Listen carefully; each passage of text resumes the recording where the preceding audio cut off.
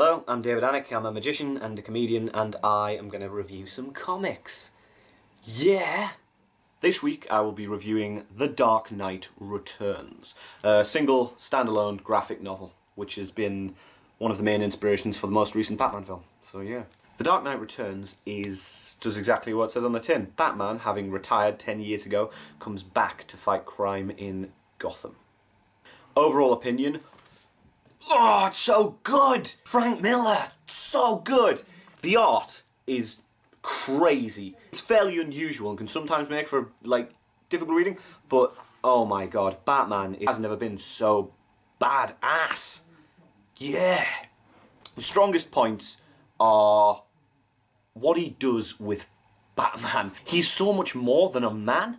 There are moments in this comic where you can't help but be almost shaken, moved, when he sort of just says a sentence. There's an incredible moment when Batman is on a horse because all of the power has gone out in Gotham, and Robin, the new Robin character, says something along the lines of, "I thought there was a storm coming, but it's just his voice." It moves you so deep to know how powerful this man is, how much his words are as strong as his fists. Set in a sort of dystopian future, and Frank Miller has done an incredible job. He's sort of like taken the whole hoodie concept and turned them all into sort of like gangsters, mutants they call themselves the Mutants, and they all have their own lingo that you sort of have to get used to, a little bit like Clockwork Orange in that respect. They have their own words. It's really good. It's a really detailed thrilling world. Batman feels almost out of place, and so it's really satisfying when he brings people down to size. The weakest point, probably the only thing I'd say about this, is the art. The art it's all over the place. Sometimes it can make for quite difficult reading to someone who's not used to comics as a medium. Sometimes it can be a bit difficult to look which direction dialogue is going or know which frames you're meant to look at in which order. It's quite erratic, and it's very caricatured.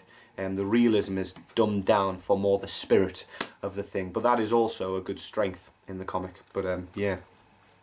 This is not in my top 5. It comes damn close. It's the greatest Batman story I've ever read.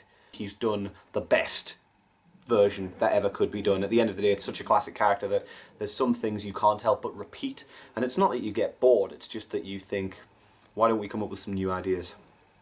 Overall, I would give this comic an 8 out of 10. The story is incredible, the character is incredible. Sometimes I think the art can take away a little bit from the story, but a solid 8 out of 10. Great piece of work.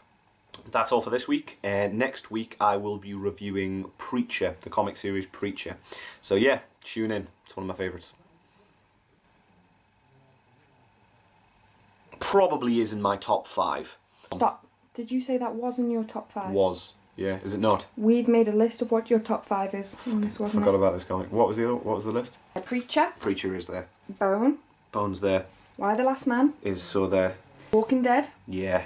Dark Knight Returns. Blankets Ghost beats World. Batman. You don't even have blankets written down on here. The Boys is up there. Not write the Boys down? No. Fuck me.